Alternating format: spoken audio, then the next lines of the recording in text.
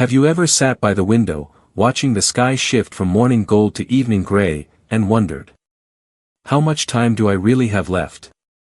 Not in fear, but in a quiet, honest curiosity. Because life after 70 is no longer a sprint. It's a sacred walk.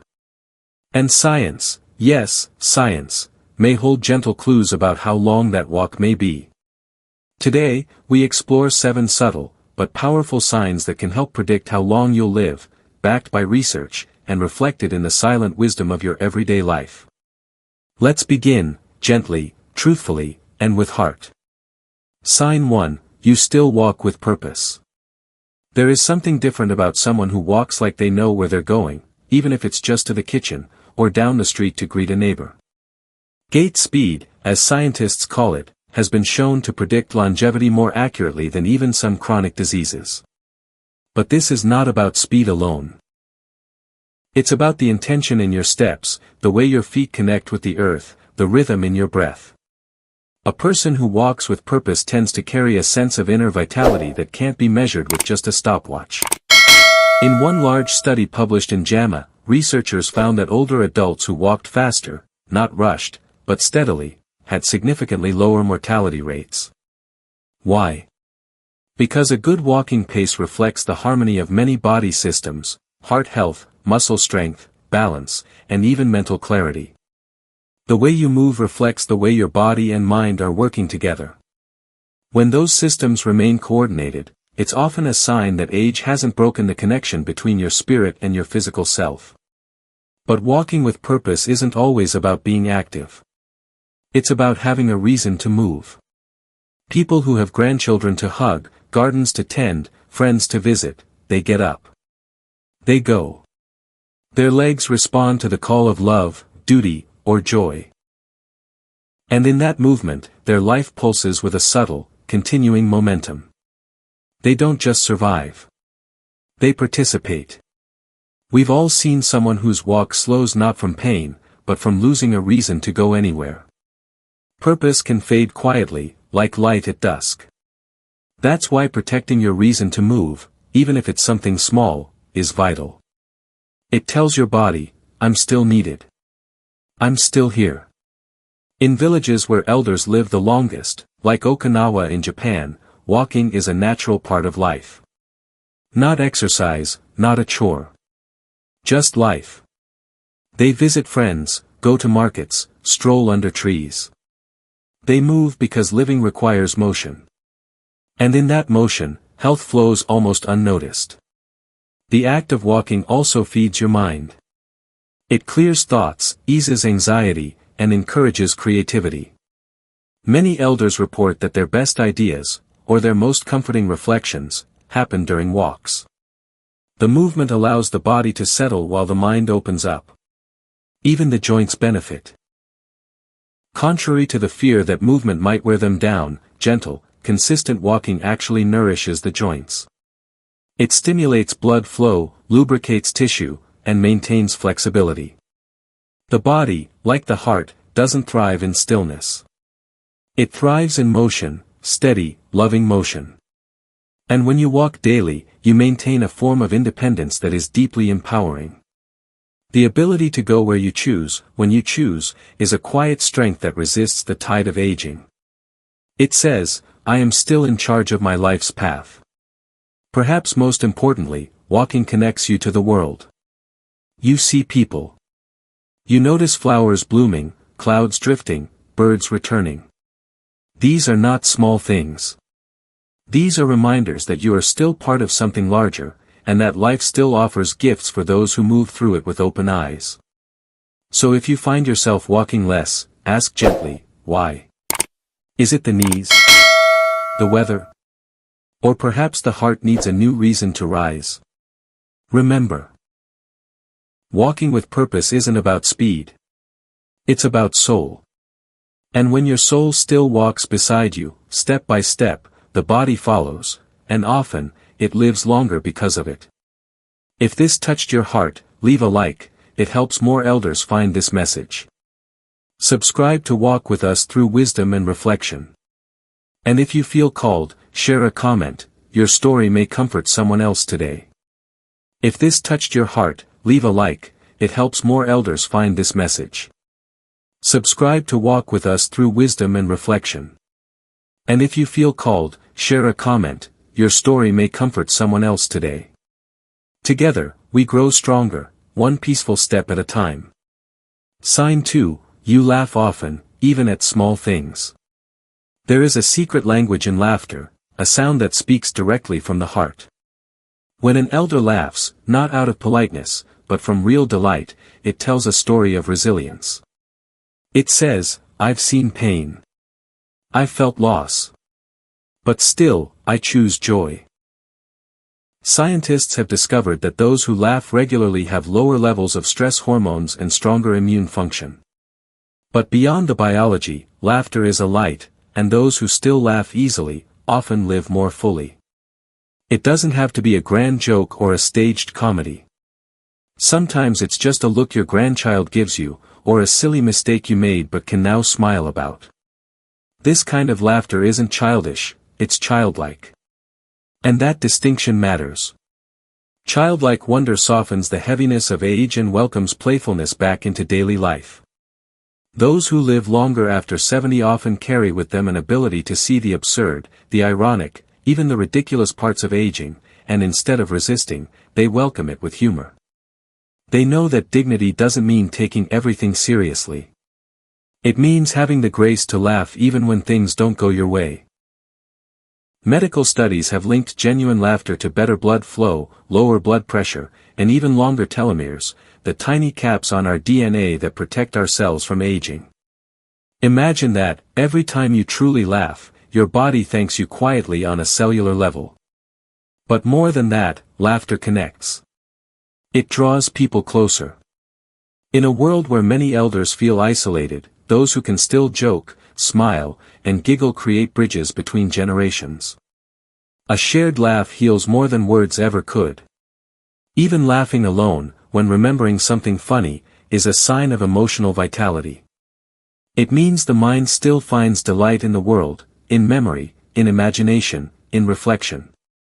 And this internal delight is a flame that pushes back against darkness.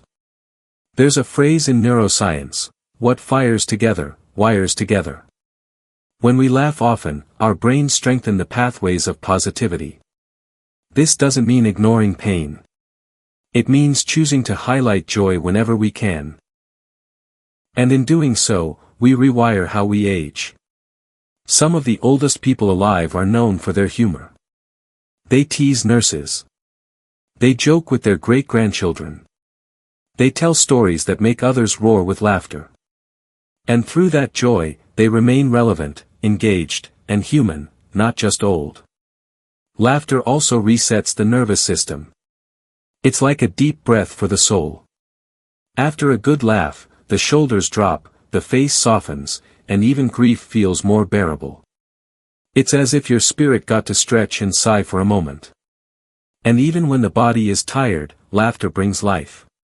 A chuckle from a hospital bed, a smile in a wheelchair, those are signs of a soul that refuses to let age define joy. And that refusal is powerful. So if you still find reasons to laugh, at yourself, at life, at little things, hold on to that. It is not foolishness. It is strength. A joyful heart is one of the strongest predictors of a long, meaningful life. You don't need an audience. You don't need perfect teeth. You just need the willingness to find something beautiful in the absurd, and to share it, even with the wind. Laughter doesn't cure all things. But it makes the burden lighter. And those who travel lightly often go farther. In the end, it's not the years that count, but the joy we thread between them. And those who laugh, live longer, not just in time, but in spirit. Sign 3, you wake up curious. Curiosity is the soul's way of staying young. It's that quiet voice that asks, what will I learn today, or, I wonder what's out there. People who live longer after 70 often have something they're still exploring, a new recipe, a new idea, even a new relationship. That hunger to know, to grow, to understand, it nourishes the brain and lights the heart. In neuroscience, curiosity is linked with higher levels of dopamine, the brain's reward chemical. It's what motivates us to get out of bed with anticipation. Not for obligation, but for discovery. Many elders lose that sense of wonder not because they age, but because the world treats them as if they have nothing more to gain. That's a lie. You can read a new book at 85. You can ask a deep question at 90. And every time you do, your brain thanks you with vitality. Studies show that curious minds tend to be more mentally agile. They adapt better to change. They show fewer signs of cognitive decline. And most of all, they're more resilient in the face of loss. People who age well often have a quiet hobby, gardening, painting, bird watching, or simply reading poetry. These activities aren't just pastimes. They are lifelines. They give the mind something to wrap around and engage with. They prevent stagnation. But curiosity also means being interested in people. Those who ask their grandchildren real questions, who listen to new music, who try to understand the younger generation, they keep their social minds sharp. Curiosity is also deeply tied to humility. It says, I don't know everything. And in that humility, the door to growth stays open, even at 70, 80, or 90. And for those who are spiritual, curiosity is often the bridge to deeper faith. Asking, why am I still here, or, what is my purpose now, leads to reflection, prayer, and renewal. Questions are not threats. They are invitations. If you still feel wonder when you see a sunset, or when you hear a child laugh, that's curiosity. And it's sacred. A curious elder is an elder who is still becoming. They're not stuck in who they were. They're still unfolding. And that unfolding keeps life vibrant, even when the body slows down. It's easy to fall into routine. To watch the same shows, eat the same meals, think the same thoughts. But even one new question a day is like a light switch in the mind. It wakes something up. And the beautiful thing is, curiosity is contagious. When others see you learning, exploring, asking, they too are inspired. You become a lighthouse for the restless and the weary. So if you woke up today wondering something, anything, hold on to that. Feed it. Follow it. Because a curious soul doesn't age. It evolves. And those who evolve don't just live longer. They live deeper. Sign number 4, you sleep peacefully most nights. Sleep, in old age, is more than rest. It is repair. It is healing. It is the body's sacred time to restore what the day has worn down. And those who still sleep peacefully, most nights, often live longer, not because they sleep more, but because they sleep well. Quality sleep is linked to everything from immune strength to emotional stability.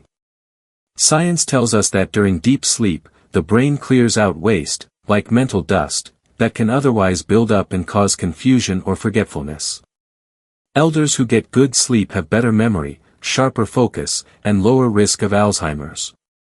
But beyond the science, there is something spiritual about peaceful sleep. It means you've made peace, with the day, with yourself, with the silence. Insomnia, racing thoughts, or a restless body can wear down not only your health but your spirit. And many elders struggle with this, not because they're weak, but because sleep is often stolen by unspoken worries. Yet those who have found ways to gently fall into sleep, through routine, reflection, or even prayer, often find their lives lengthen not just in years, but in quality. You see, peaceful sleep is a sign of balance. It shows that the nervous system is not stuck in alarm.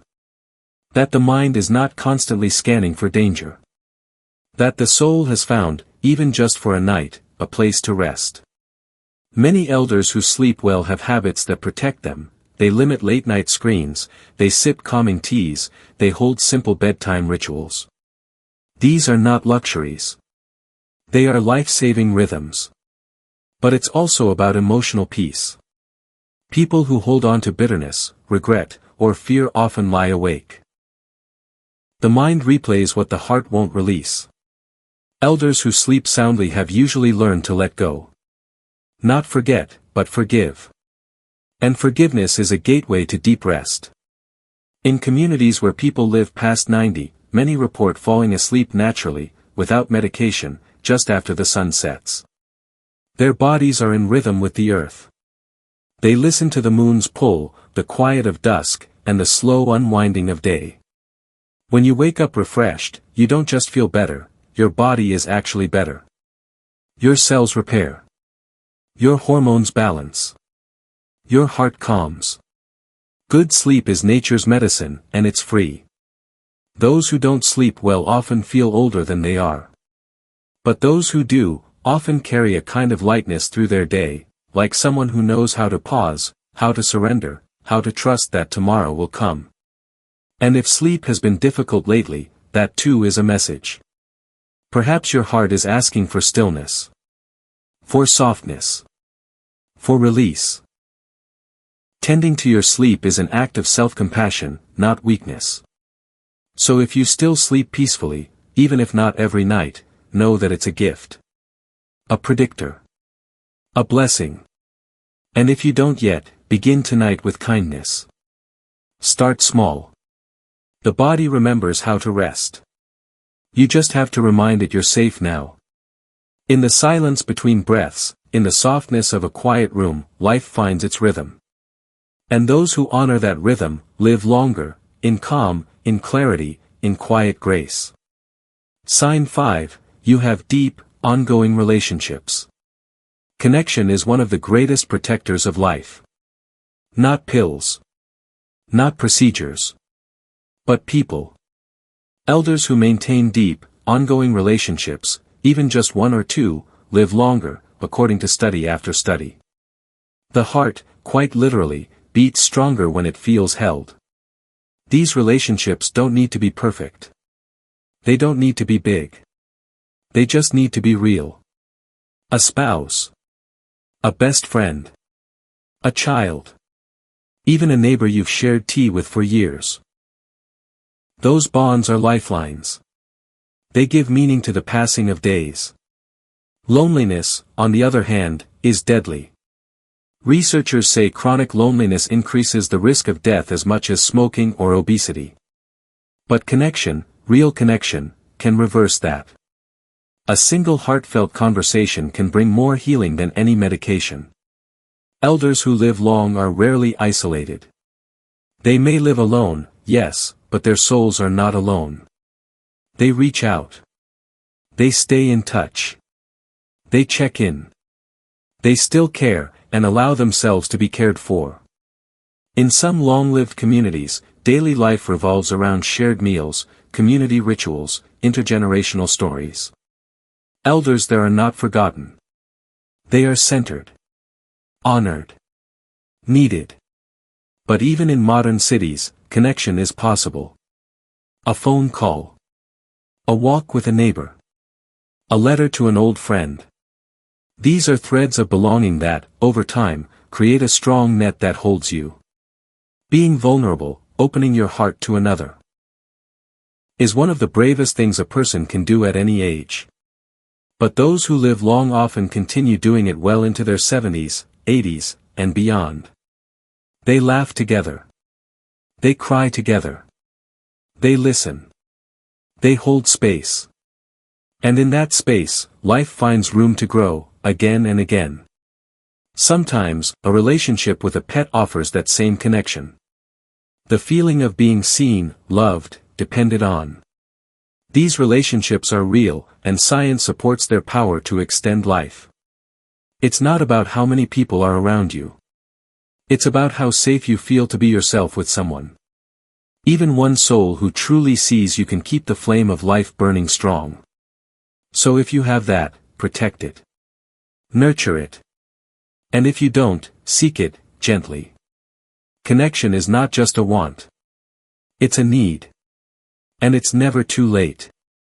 Because in the end, we are remembered not by how long we lived, but by how deeply we loved.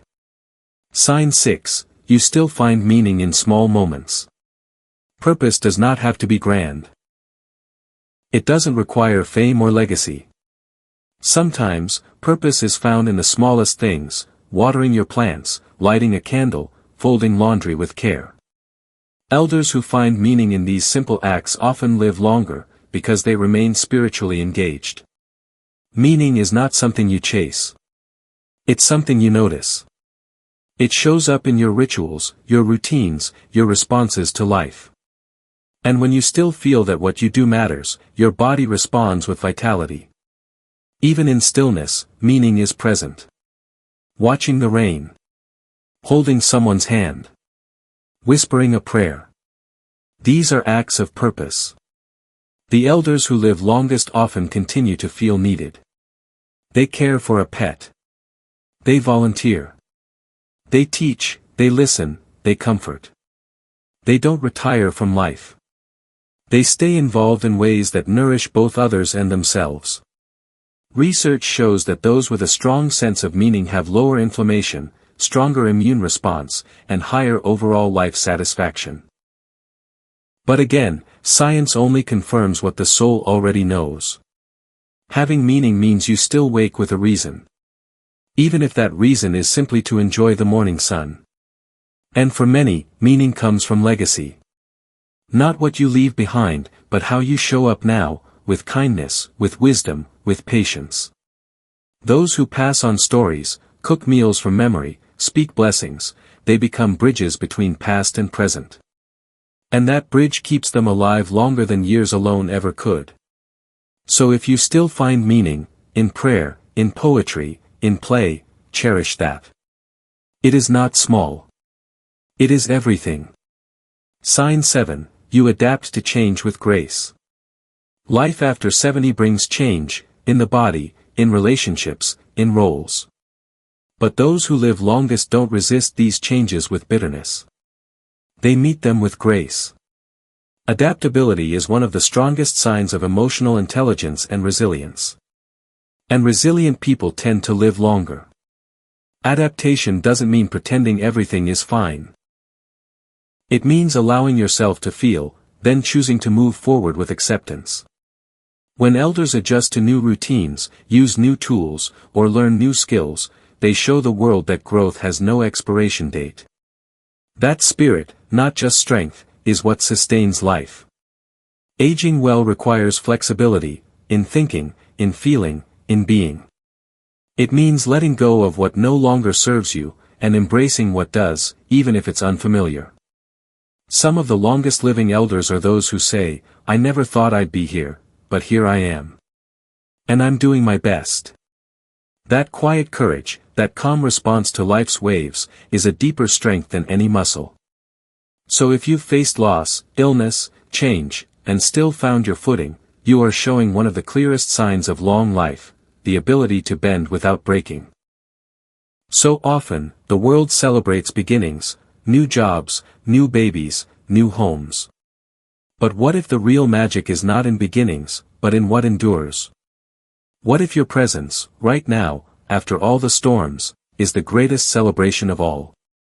You've endured the seasons, the springs of hope, the summers of striving, the autumns of change, and the winters of loss. And now, here you are, standing in a quiet season of reflection. That is not weakness. That is wisdom. Many people chase youth, but few understand the gift of age, the soft strength it brings. You no longer seek to prove yourself. You seek only to be yourself. And that is a power most people will never know. In this chapter of life, there's a clarity that emerges.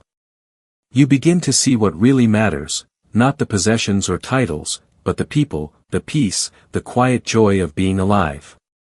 There's no need to rush anymore. There's no race left to win.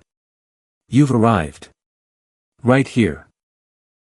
With everything you've learned, everything you've felt, and everything you still hope for. That is more than enough. The beauty of these years is that they ask nothing from you but honesty. You don't have to pretend. You don't have to chase. You are allowed to simply be, with all your stories, your imperfections, your quiet truths. You see, longevity isn't just about years added to life. It's about soul added to years. And your soul, worn, warm, and wise, is glowing. You are not the left behind. You are the lighthouse, steady, rooted, glowing quietly for those who still wander. If you sometimes feel invisible, know this: even stars cannot be seen during the day, but they never stop shining. You are one of those stars. Your light may not always be noticed, but it never ceases to exist.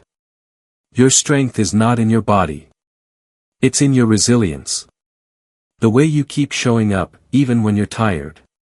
The way you still give love, even when you've lost it. The way you still find beauty, even when the world looks dark. Don't underestimate the power of your presence. Just by living, you remind others that aging is not something to fear, it is something to respect. And even if your hands shake or your pace slows, your wisdom is more steady than ever. You hold decades of knowing, feeling, loving, and losing. And that cannot be measured in years, only in depth. There is a quiet dignity in continuing. In waking up. In making tea. In folding laundry. In calling an old friend. These are not small things. These are sacred rituals of a life well lived. If you feel alone in this journey, remember, so many others are walking this same road, in silence. But through this video, you've touched a thread that connects us all, the desire to live well, love deeply, and leave gently. You are not here by accident. There is still something in you that the world needs. Maybe a story. Maybe a kindness. Maybe a calm presence that someone else is longing for. And if some days feel gray, let yourself rest there. Life is not always bright. But even in gray, there is softness. There is peace. There is depth. Let yourself laugh, even if your voice cracks. Let yourself cry, even if no one sees. Let yourself dream, even if you're not sure how. There is no rule that says dreams expire with age. Write a letter to someone you love. Bake a recipe from your childhood. Sit in the sun and say nothing. These are acts of deep living. This is not the end of your story. It is the chapter where you begin to tell it, not to the world, but to yourself. Slowly. Honestly. Tenderly. You are not who you were. But you are not lost.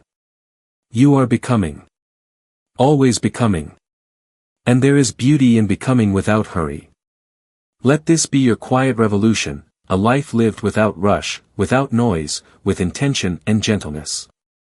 Let this be the time you choose kindness, not because you're weak, but because you're wise enough to know it's the only thing that lasts.